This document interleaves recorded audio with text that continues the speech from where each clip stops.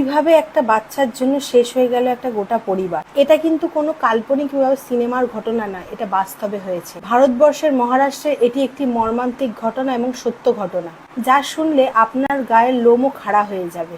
মাত্র একটা mobile phone কেনা নিয়ে একটা পরিবারকে পুরো ধ্বংস করে দিল মহারাষ্ট্রের ছত্রপতি সাম্রাজ্যের এক বালু জায়গা নামে একটি ঘটনা। একটি 18 থেকে 19 বছরের ছেলে তার মা বাবার কাছে একটা স্মার্টফোন মানে আইফোনের কেনার জন্য দাবি জানায়, আর মা বাবার সামর্থ্য না থাকায় মা বাবা সেই ফোন কিনে দিতে রাজি হয়নি। ঠিক তখনই ছেলেটার মাথায় একটা জেদ চেপে বসে, আর ফোন না পেয়ে গ্রামের একটি পাহাড়ের সামনে এসে সে দাঁড়ায় আর হুমকি দিতে থাকে ফোন না পেলে সে এই খাদে ঝাঁপ দেবে। আর খবর পেয়ে ছুটে আসে তার মা বাবা, গ্রামবাসী, দমকল এবং পুলিশ বাহিনী। টানা 3 ঘন্টা তাকে বোঝানোর চেষ্টা করা হয় এবং তাকে বাঁচানোর জন্য নিচে নেটও পাতা হয়, কিন্তু ছেলেটা এতটাই জেদি যে সেখান থেকে এক চুল পর্যন্ত সে নড়েনি। অবশেষে বাবা আর ধরে রাখতে পারেননি নিজের আবেগ। সন্তানকে বাঁচাতে তিনি জীবনের সব ঝুঁকি নিয়ে এগিয়ে যান এবং ছেলেকে সেই খাদের ধার থেকে টেনে সরাতে চেষ্টা করেন, কিন্তু দুর্ভাগ্যবশত দুজনেই নিয়ন্ত্রণ হারিয়ে খাদের নিচে পড়ে যান। ঘটনাস্থলে মৃত্যু হয় বাবা ও ছেলে। আর চোখের সামনে এই নির্মম হত্যা দেখে তার মাও আর সহ্য করতে পারেনি। তিনিও সঙ্গে সঙ্গে সেই পাহাড় থেকে ঝাঁপ দিয়ে নিজের প্রাণ দিয়ে দেন।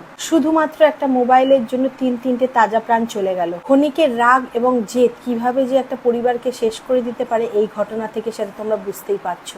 মানুষ আজকালকার দিনে বোঝেই না যে একটা বস্তুর জন্য নিজের প্রাণ যে কতটা দামি, সেটা তার মূল্যই তারা দিতে জানে না। তবে এই সমস্ত জেদি বাচ্চাদের পারিবারিক শিক্ষা কিভাবে হয়েছে তা সত্যি আমার জানা নেই। শেষে একটাই কথা বলবো, নিজের সন্তানদের খেয়াল রাখুন, সচেতন থাকুন এবং সতর্ক থাকুন।